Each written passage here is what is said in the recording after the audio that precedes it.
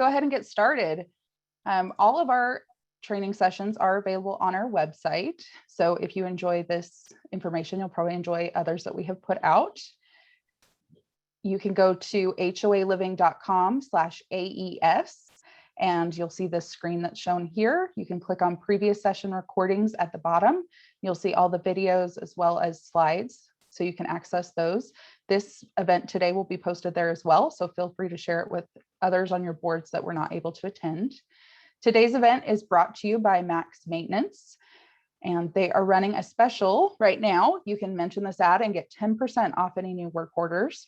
So if you have anything that you need, getting things ready for summer, feel free to give them a call. They'd be happy to help you out. Our presenter today is our fearless leader, Michael Johnson.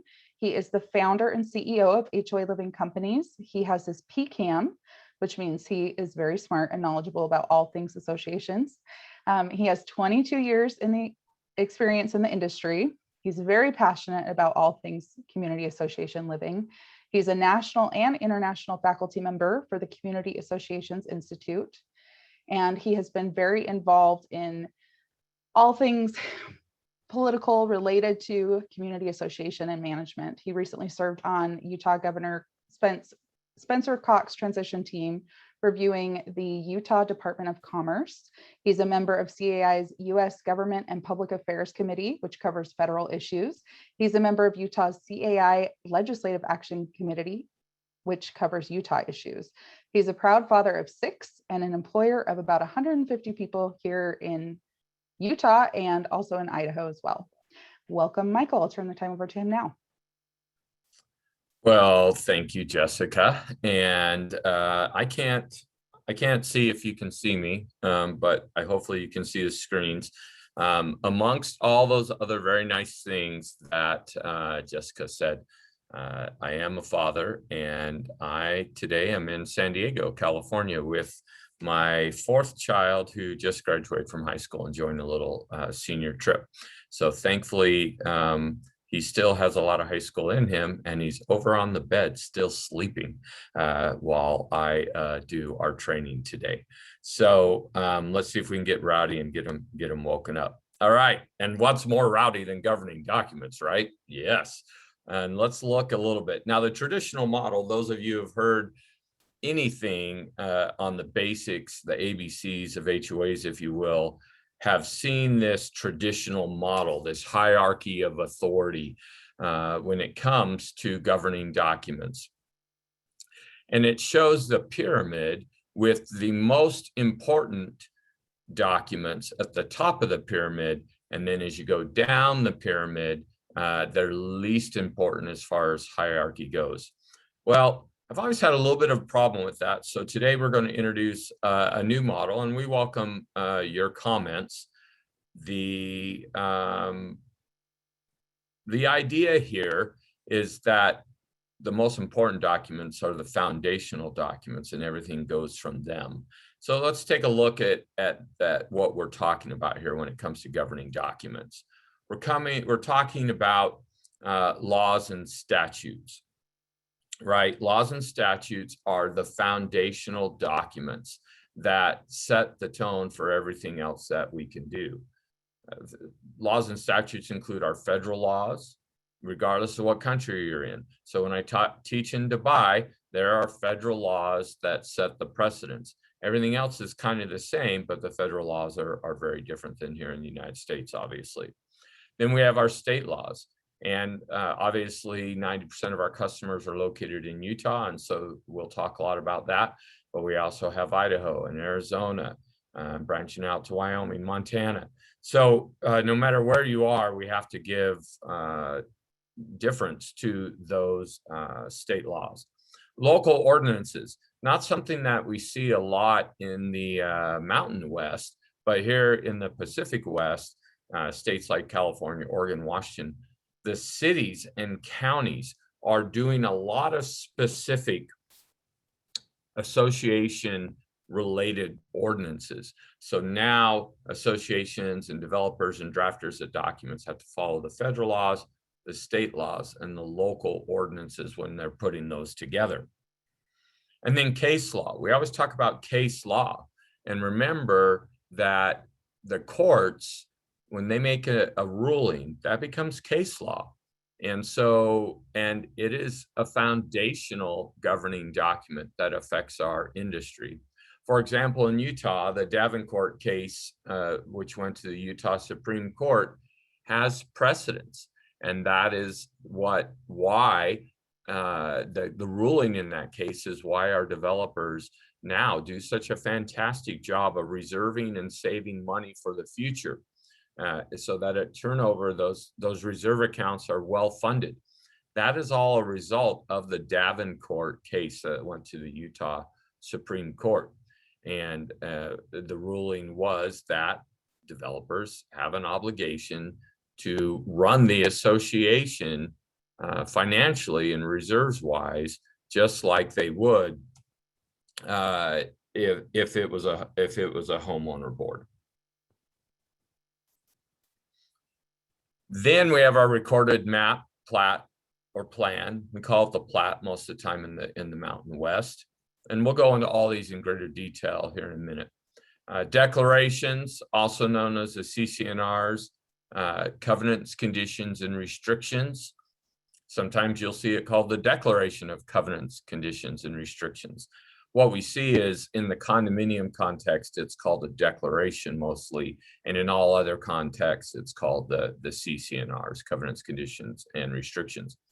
Master deed is there. There are some cooperatives in Utah and in Idaho, Nevada, Arizona. I mean, everywhere has a few. I think in Utah, probably about half a dozen total. But those governing documents in a cooperative are called a master deed. Then our articles of incorporation, our bylaws, and then our rules, regulations, and resolutions. So those are our governing documents. Those are the things that we're going to talk about today in greater detail.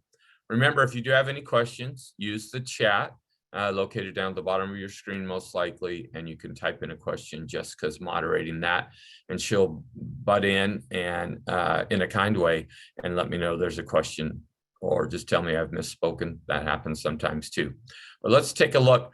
I like this example, and I've been doing a lot of traveling this year, and one of the great places is to Delicate Arch in Arches National Park down in Moab.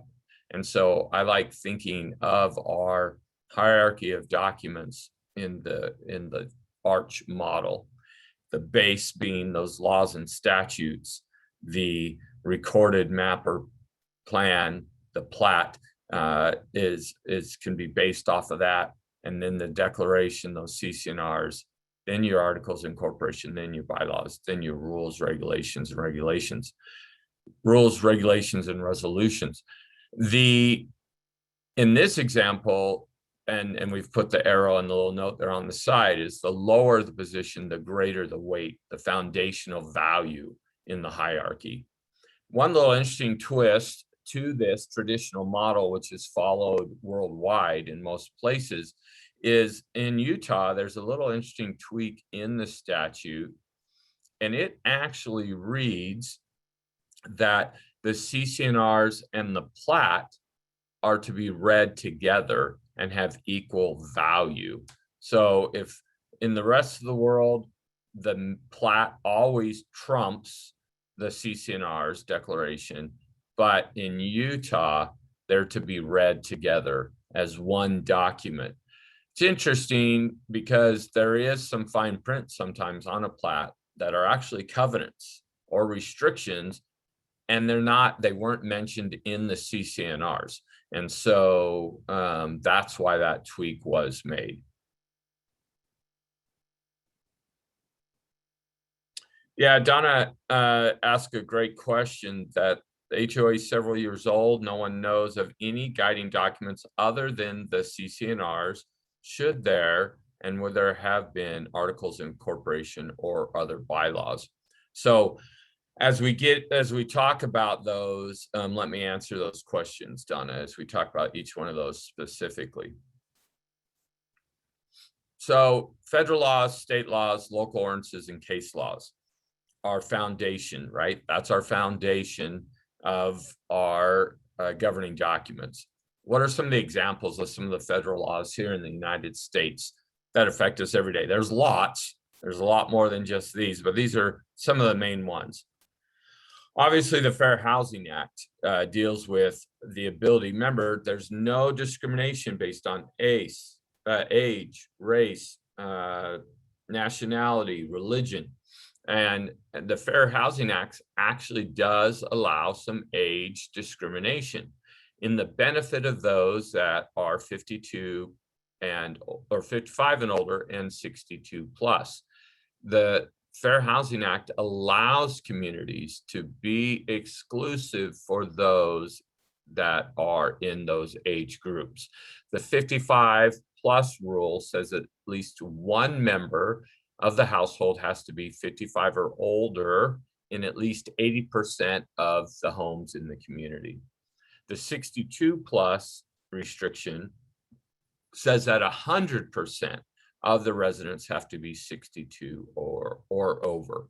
So it's the Fair Housing Act that allows us to have that kind of legal age discrimination. Reasonable accommodations and modifications. We talk about this a lot. We generally do about one seminar every 2 years on reasonable accommodations and modifications. But if you have an owner who has a need and wants a modification to the exterior or interior of their unit, the association needs to allow that. And that's the accommodation. That's the modification. However, the association doesn't have to pay for that accommodation or modification. The person requesting it can pay for it. Sometimes we see a joint between the both if it's something that can be put in that's for the benefit of all homeowners, but you have to allow it. Every time that you have one of these issues, please make sure that you consult with your attorney and your community manager, and the community manager is going to say, let's bring in the attorney. Pets, service animals, comfort animals. This is part of fair housing as well. And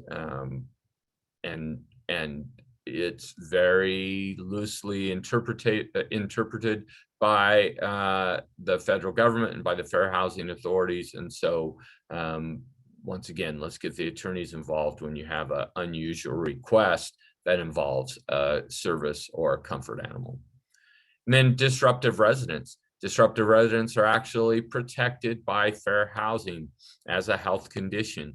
So if they have dementia, if they have Alzheimer's, if they're a hoarder, they have protections, and we're going to have to use resources to help with those kind of issues that unfortunately those with those diseases and problems have, but they are protected under the Fair Housing Act. Once again, let's use an attorney, let's call our county or city departments and get assistance in dealing with those issues.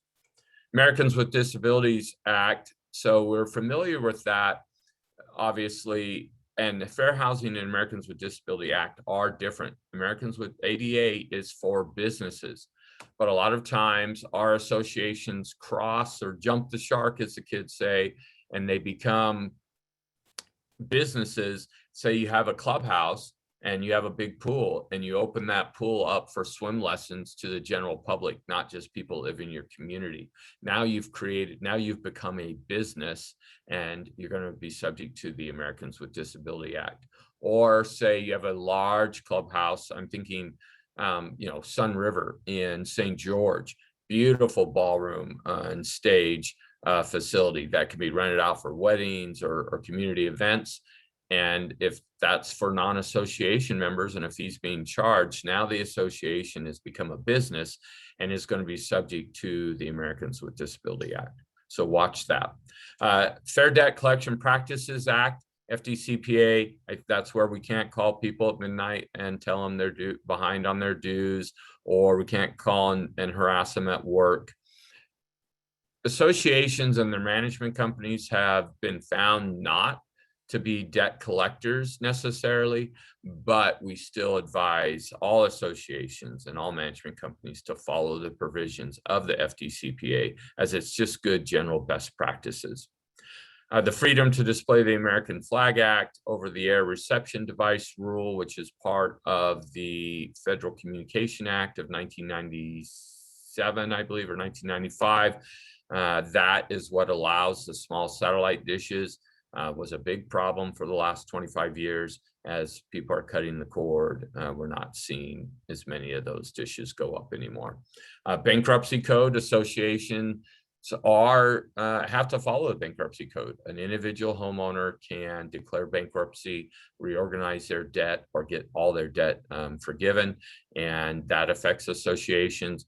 If a unit in your community is owned by a business entity, they also can use the corporate or business tax bankruptcy code, chapter 11, to help them. And then Service Member Civil Relief Act. Anytime we have a member of the military who owns a unit, we actually have to verify every time we're doing collections that it's not someone in the military, because if they're off serving our country, they get forbearance and special rules. Let me check the question here.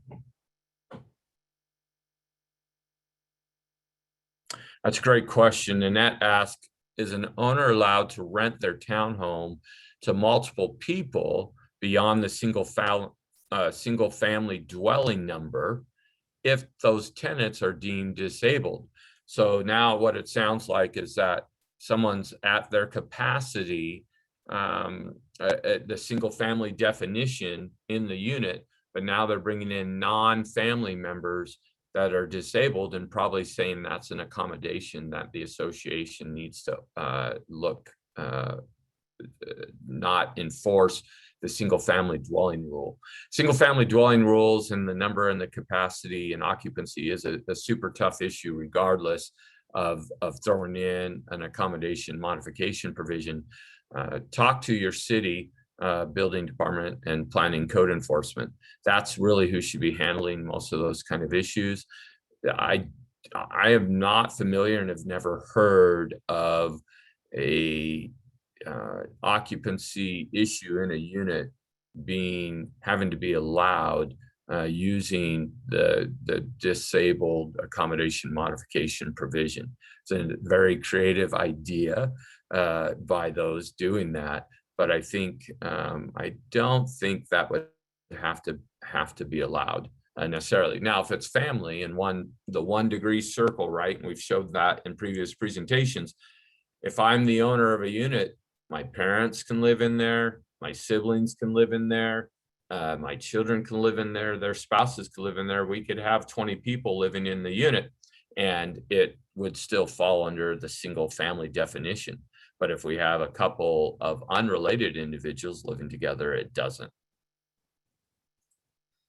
So our state laws then that affect associations, here's just some for our primary footprint.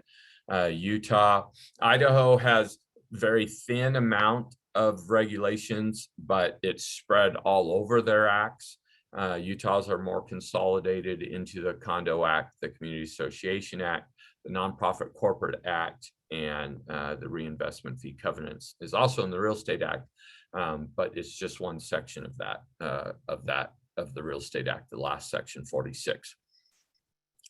This is a good where our question came regarding whether or not Donna's question, whether or not there are other governing documents that the community should have other than the CC&Rs. If you can pull up, if you can just Google Utah Business Entity Search, and you could type in the name of your community.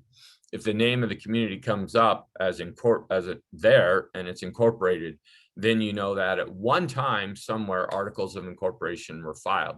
You can pay $2 right there on the website and download whatever those organizing documents were.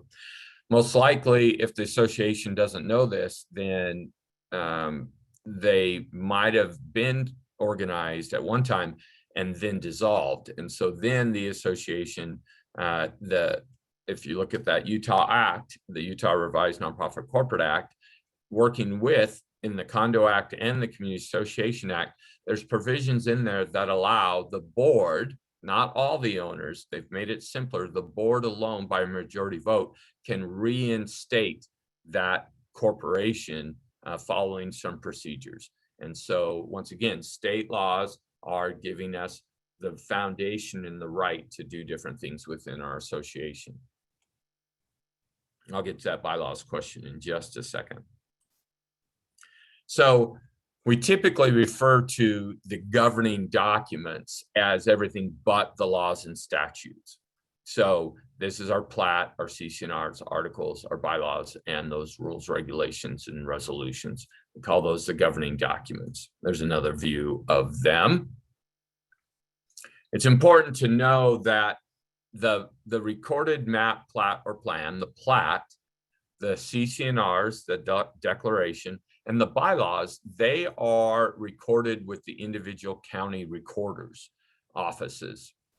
The articles of incorporation are filed with the Utah Department of Commerce or the Idaho Department of Commerce. Arizona, some states it's the Department of Commerce, some it's the Secretary of State that handles incorporations. So just know that you're going to go to your county recorders to find plats, declaration, and bylaws, and you're going to go to the state office, the Department of Commerce or the Secretary of State, to handle incorporations.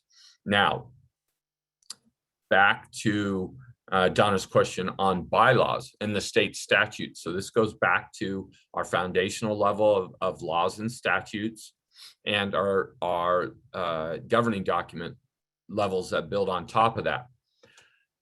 The code in the state of Utah only changed about 12 years ago. Bylaws did not have to be recorded previously. Since that time, about 12 years ago, bylaws do have to be recorded with the declaration at the time the declaration is recorded. So you'll generally see it as an Exhibit A or Exhibit B to the CC&Rs. Exhibit A a lot of times is the legal description. Is Exhibit B is the bylaws. Or sometimes they're even Articles 7 through 11 of the CC&Rs are called the bylaws. So if you're an older community, like your community, Donna, they didn't necessarily have to be recorded. The law does allow you to record them now. Even if you're an older community and you know where they are, we highly recommend you record them because in that way, everyone can easily find them. If they're unrecorded in an older community and unrecorded, then they're just like the rules and people have to dig to find them. So we highly recommend that they be recorded. The State Nonprofit Corporate Act allows boards to have bylaws to handle the operations of their associations. And so that's something definitely within your power. Rules, regulations, and resolutions, like we were just talking there, are not required to be recorded except in some situations. And we'll talk about that when we get to that section here in a little bit. All right, there's our governing documents. Let's go into them in a little bit more detail then. The recorded map, plat, or plan. That is, according to the hierarchy, after our foundational laws and statutes, that's the next highest precedence. What are we finding out on the plat? We're finding out where all of the lots are located, legal descriptions, meets and bounds. There is the geological survey. We can go up to the point of Mount Olympus and find a marker and follow the rules and the meets and the bounds and find the corner of your lot that you live on. That comes from the plat. We also find out and see the common areas, where the common areas are identified and where exclusive use common areas are in the community. For instance, I have a driveway that leads to my garage and the driveway's off the road. It's not part of the road.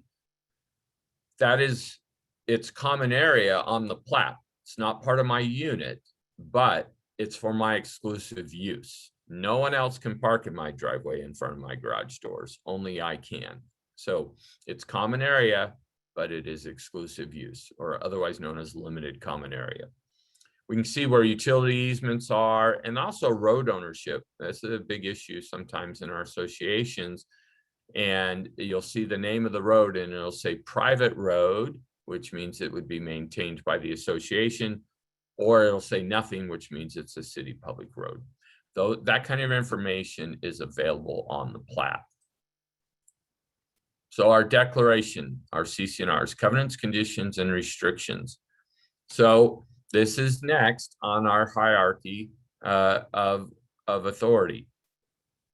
It has to be consistent with the foundational documents. So we cannot have something in the CC&Rs that is against the federal laws. We cannot have something in the plat that is against federal or state laws. And now the CC&Rs cannot have anything in the CC&Rs that don't agree with what's in the plat, right? And so what's a good example? Well, a lot of CC&Rs from 20 years ago and 20 to 40 years ago said no satellite dishes are allowed.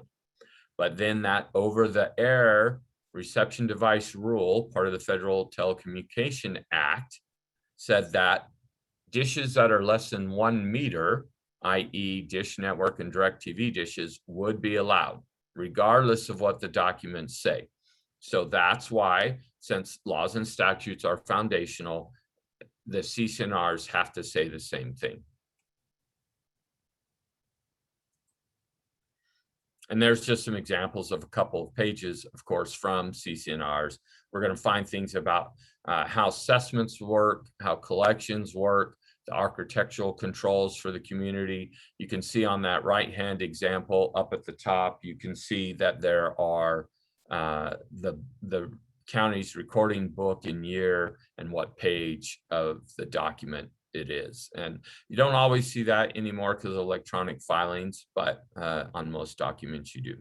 On the first page, you'll see a recording stamp with the county recorder's information and the date that it was recorded. Some of the other things we're going to find in the declaration CC&Rs are the property rights. So I own this home. What do I get to do with it? Conditions and use of property.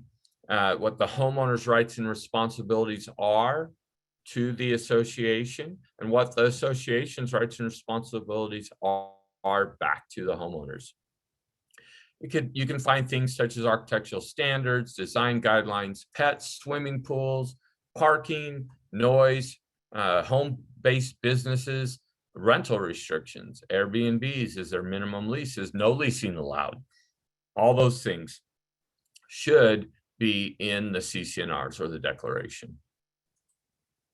Let's talk about our articles of incorporation then. So that's the next thing on our foundational hierarchy, and nothing in the articles of incorporation can conflict or contradict or be opposite of anything in the foundational documents below it.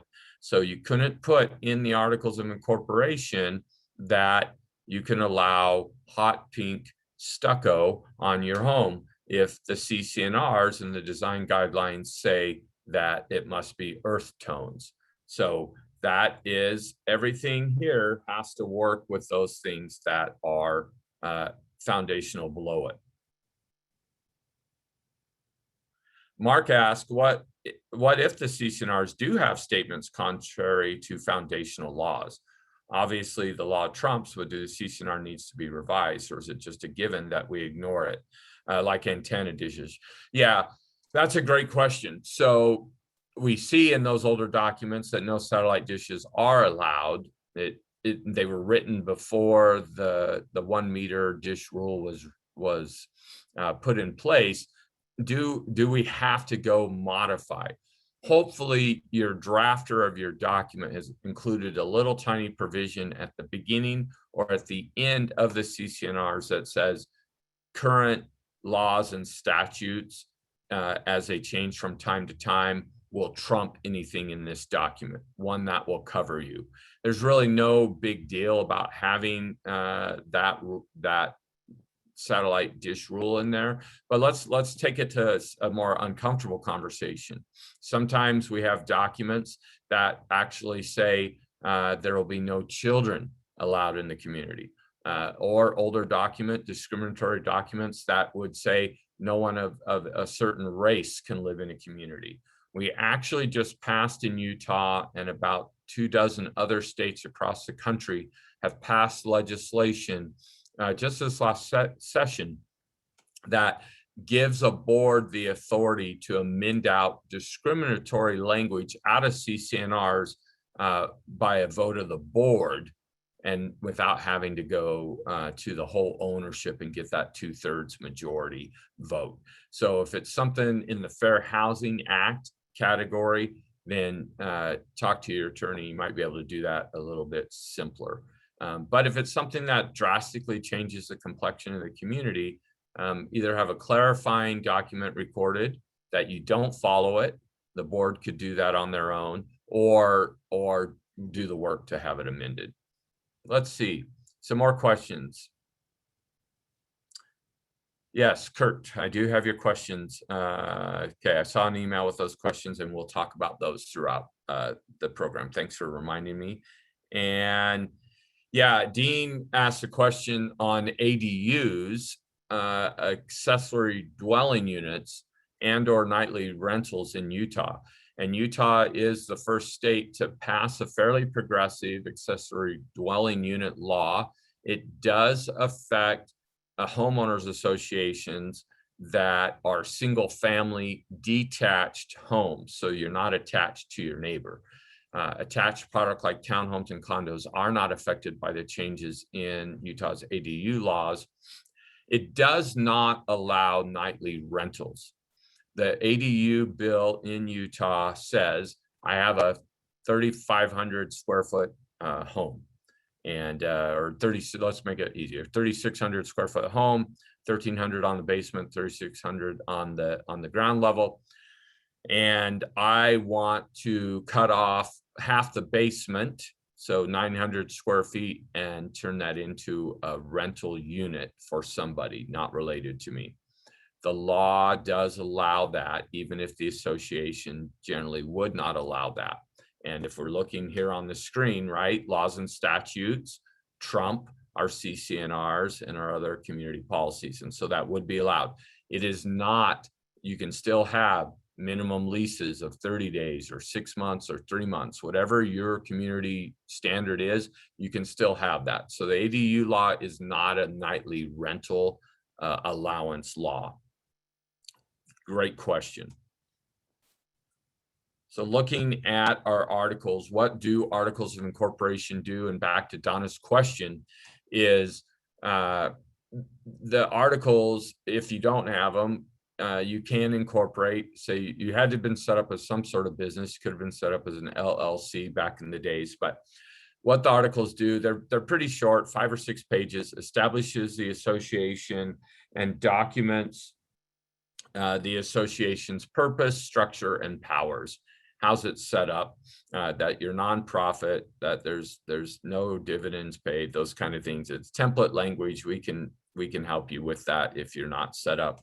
And there's actually Utah and Arizona have a really quick fill-in form. It's not really pretty as a governing document, but it works and it counts as articles of incorporation. So bylaws then are the next thing on our foundation. So our bylaws, what do the bylaws do? Well, bylaws talk about meetings and elections and the duties and roles of officers and board members. Those kind of things are in the bylaws. A lot of times bylaws have an easier threshold to amend than the CCNRs do. Typically, CCNRs are 2/3 of all homeowners. Sometimes bylaws are just a majority of the board can change them. Often, though, you see it's 50% of all the homeowners. So it's easier to change bylaws. And so sometimes say, hey, and we really want to make a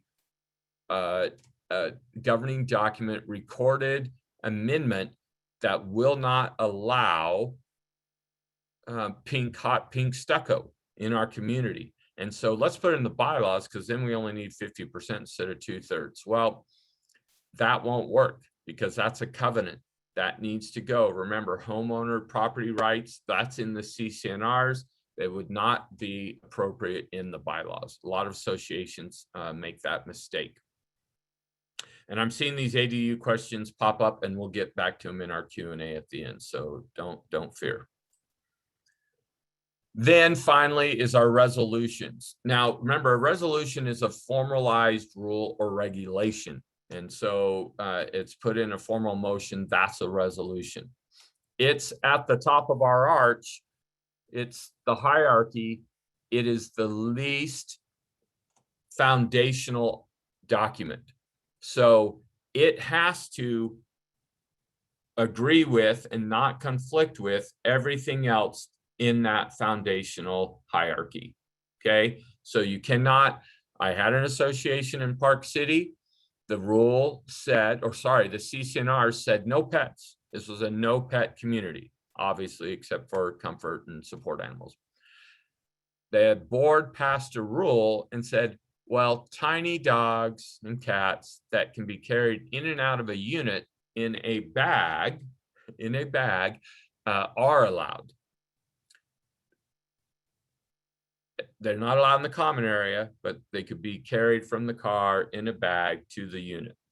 Well, they got in some trouble for that. They were sued by homeowners who wanted it to be a no pet community.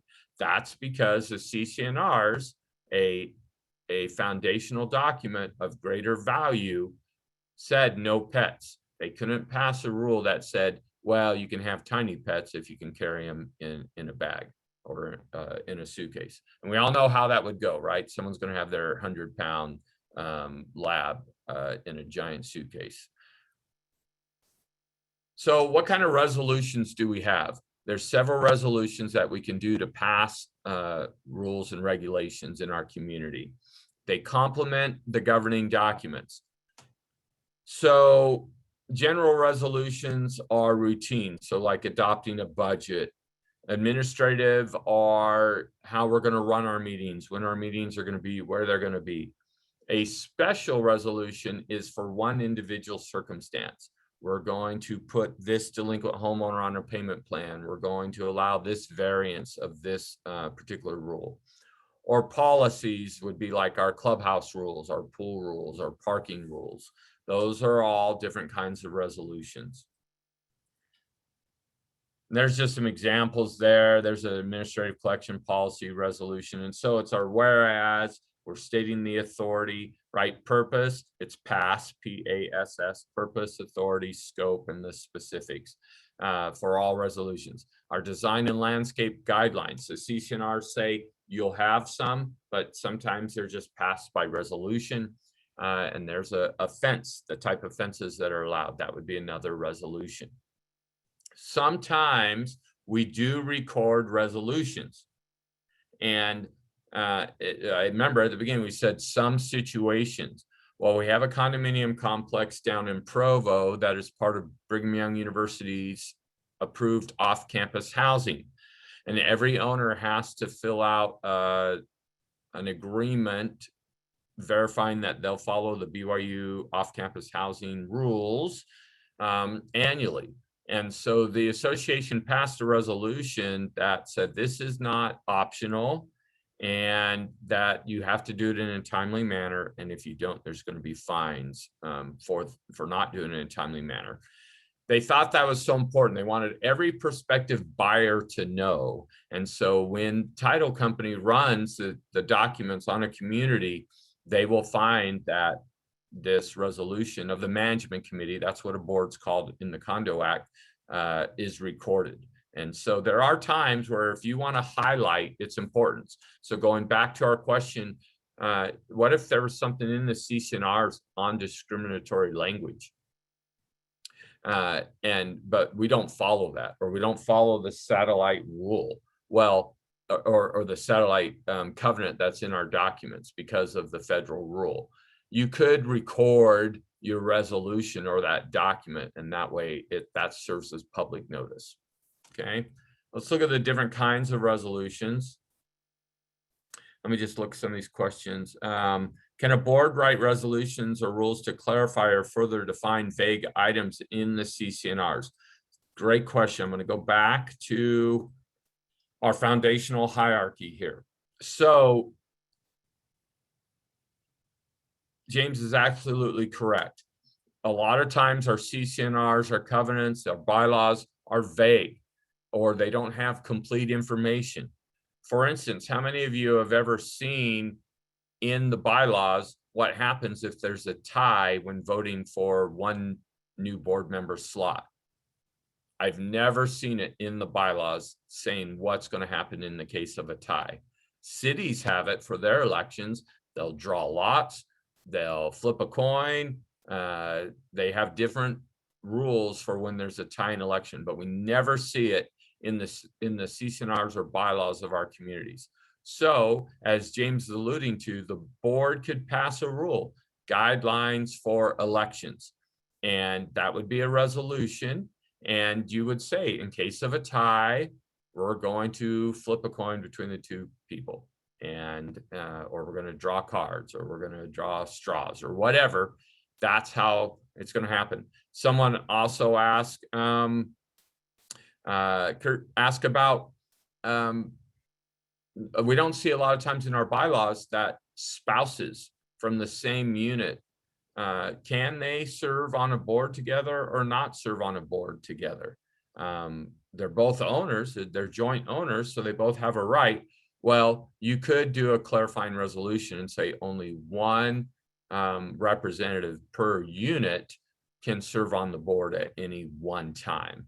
And that is part generally of a general bigger package that you would put in there on conflicts of interest of boards. All the rules you want to have, that you will attend the meetings, that you won't miss consecutive meetings, or you'll have excused absences, that you'll act in the best interest of the community. And defining what does that mean? You'll disclose any contractual relationships or kickbacks or earnings credits or anything that you might receive because you recommend a certain vendor. How you're going to go about your business doesn't, right?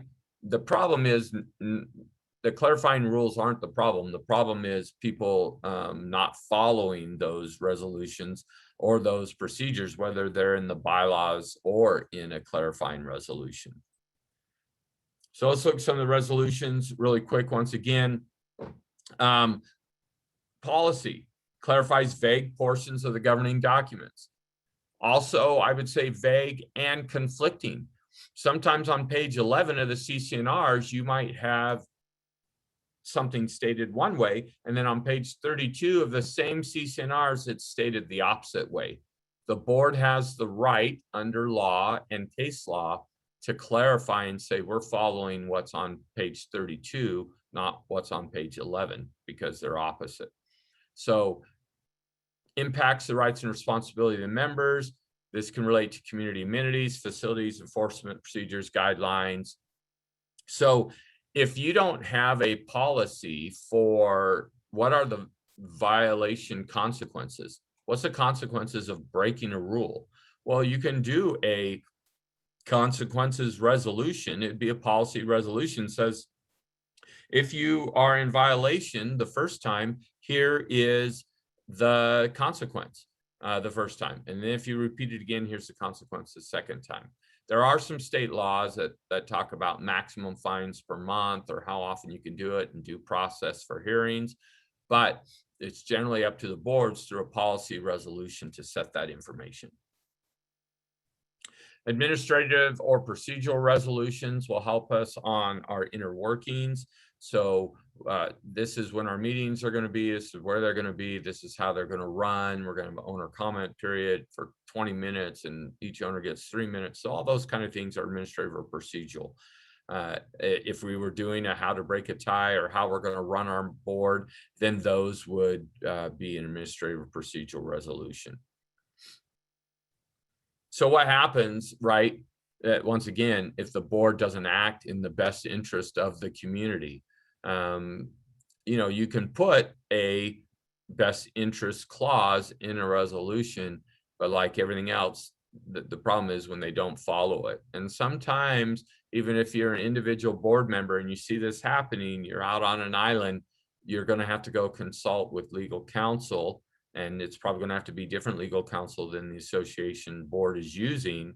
And you're going to have that discussion, because it's going to take a court involvement, and your attorney is going to help you write a letter first and justify and explain your concerns before going the legal route. But unfortunately, that is what happens when we have people who don't follow the rules, the procedural rules. Special rules of resolution are for individual situations, like we talked about before. So what's our recommendations today? There's our 5 recommendations, and we'll go to some of these questions here in just a second. But read, get to know all the governing documents, get to know the laws and statutes that affect associations. Consult, make sure you have a good HOA attorney, not just a real estate attorney or general practice attorney, but a good HOA attorney. And consult with your community manager, and they can help you and give you templates for different resolutions. And get community feedback, not only from the board. And that is actually the law in Utah for non-condominiums. If you fall under the Community Association Act 57-8A, there's a whole procedure on if you're changing certain rules, generally not administrative rules, but rules that affect property rights. You'll have attorneys that will tell you it's all rules. There's a procedure, very timeline, 14 days advance notice, have to have an open meeting. But if you're changing anything that has anything controversial with it, make sure that you are doing everything you can to have good town halls and get community input. Remember, when drafting or adopting resolutions, to comply with the laws, statutes, roles and responsibilities, define those, and processes and timelines. And remember your foundational hierarchy. Communicate, approve changes to owners in your association in a timely manner, and give them some time to comply. Don't send something and say, we start enforcing this new parking rule tomorrow. If you're sending something tomorrow, it should probably say on August 1st, the following parking policy goes into effect. And then make sure that you're enforcing. Associations get sued for selective enforcement. You have to enforce all your governing documents, all your policies uniformly and evenly. I actually like it when I have a board member send me an email and say, hey, one of your staff sent me a violation letter for having my trash cans out. I'm like, great, they were doing their job. They were not selectively treating you different because you're on the board. You had a rule violation, and so you were treated the same as everybody else. And board members need to do that too, because it's your friend Joe that you go golfing with every week. If he's in violation, you have to treat him the same as anyone else that you don't go golfing with. Selective enforcement will get your association sued. So make sure you enforce and you follow the covenants and the rules in your community. All right, let me go back and look a little bit on some of these questions and answer those. If you have any more, type them in, as we've got a few more minutes until the top of the hour here. So Dean followed up on the accessory dwelling units to say, does it have to be attached to the principal home? And yes, you cannot build a new, and it's very common, right? In Washington County in southern Utah, we build casitas, a detached unit that could be used by a renter. The law, that new ADU law, does not allow a detached accessory building to be built for the purpose of this new ADU law. If your community already allows that, that's a different issue. But if it doesn't allow that, or has a procedure has to be followed, that still has to be followed. And the ADU bill is carving out part of your existing home. That was the whole point of Representative Ward from Bountiful and getting this bill passed. Is we have a lot of unused, wasted space in our primary dwelling units, and we have a housing crisis. So to build casitas or accessory dwelling units detached from the main building, that's adding a whole nother residence, and it kind of defeats his point on that. James asked, does the new ADU law allow a single family homeowner to rent out a bedroom or other part of house to unrelated people? Yes, it can be unrelated people. It can be just a single room. There are some rules on to make it a separate living space, but good point there is that the primary homeowner has to live in the rest of the residence. They cannot not live in the residence. And then, can a board write resolutions or rules to clarify or further define vague items? Yep, I think we talked about that.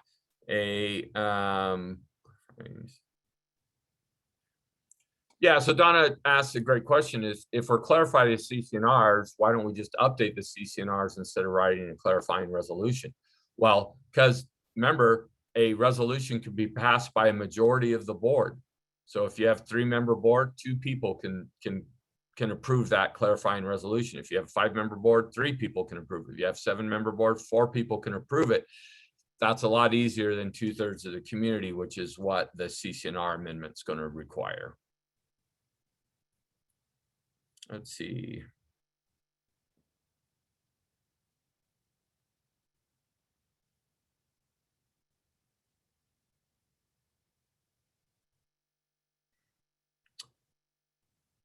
Kent, I'll take your registration information and have an offline discussion on that. He asked some really good questions. We could actually probably should do a whole seminar on that, especially with drought and how to handle that as an association. It'd be a great topic, but we'll have someone reach out to you. Rhonda's asking, define single family for renters. An example, could someone rent to students or multiple people? Each city, that's a local ordinance. Remember, we talked about local ordinance, right? It's right there with federal, state, and local ordinance. Each city defines the definition of a single family. Most communities in the Mountain West say that it's family or 2 or 3, and some cities say 4 unrelated individuals living together. Most common's probably 3, up to 3 unrelated. So you have 3 friends, not related at all. The city says you can have up to 3 unrelated. That counts as a single family in the single family definition. So look at your city ordinance on their definition of what a single family is. There are a few cities that allow 4, and there are some cities that only allow 2.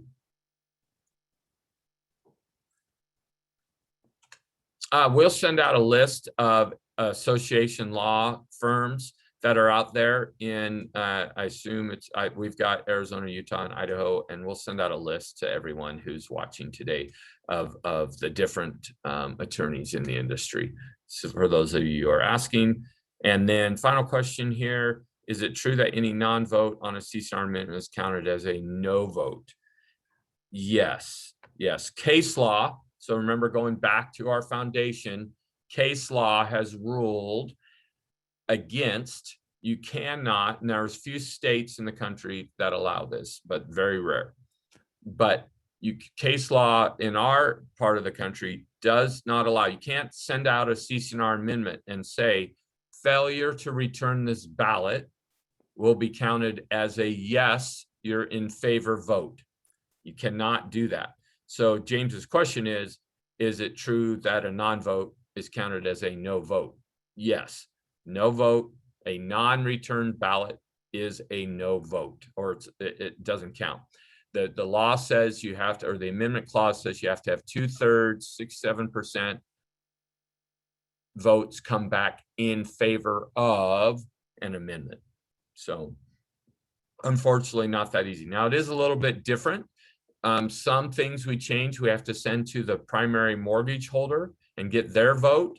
And after the first notice and you send them a second notice, the law does say that their non-response will count as a yes vote, but that's the only time you can do that.